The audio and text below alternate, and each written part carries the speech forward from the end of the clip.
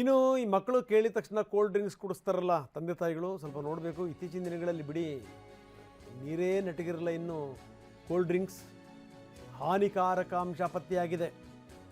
ಖುದ್ದು ದಿನೇಶ್ ಗುಂಡೂರಾವ್ ಇದಕ್ಕೆ ಸಂಬಂಧಪಟ್ಟಂಗೆ ಪ್ರತಿಕ್ರಿಯೆ ಕೊಟ್ಟಿದ್ದಾರೆ.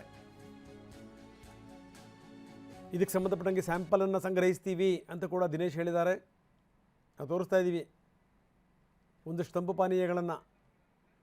ಹಿಂದೂ ಕೂಡ ತಂಪು ಪಾನೀಯಗಳ ಸ್ಯಾಂಪಲನ್ನು ಸಂಗ್ರಹ ಮಾಡಿದ್ವಿ, ಚೆಕ್ ಮಾಡಿ ಮಾದರಿಗಳನ್ನು ಸಂಗ್ರಹ ಮಾಡಿದ್ವಿ. ಈಗ ಆಯೋಗನೇ ಹೇಳಿದೆ, ಹೀಗಾಗಿ ಮತ್ತೆ ನಾವು ಮಾಡ್ತೀವಿ ಎಂದಿದ್ದಾರೆ ದಿನೇಶ್. ಯಾವ್ಯಾವ ಈ ಚೆಕಪ್ ಮಾಡ್ತಾರೆ, ಏಕೆಂದರೆ ಯಾವ್ಯಾವ ಈ ಥರ ಅಂಶಗಳು ಹಿಂದೆ ಎಲ್ಲ ನಾವು ಮಾಡಿದ್ದೀವಿ.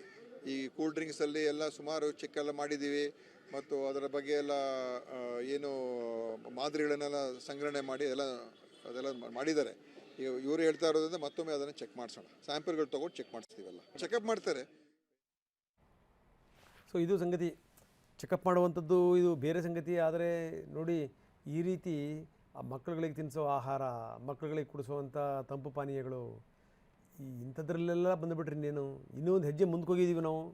ಈ ಮಕ್ಕಳುಗಳಿಗೆ ಚಾಕ್ಲೇಟ್ ಗೀಕ್ಲೇಟ್ನಲ್ಲಿ ಡ್ರಗ್ಸನ್ನು ಸೇರಿಸ್ಕೊಡೋದು, ಅಲ್ಲಿ ತನಕ ಬಂದಿದೆ ನಮ್ಮ ಸಮಾಜ.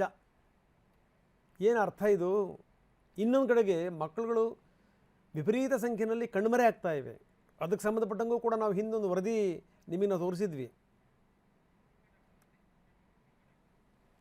ಹಿಂಗಾಗ್ಬಿಟ್ರೆ ಹೆಂಗೆ ಕತೆ?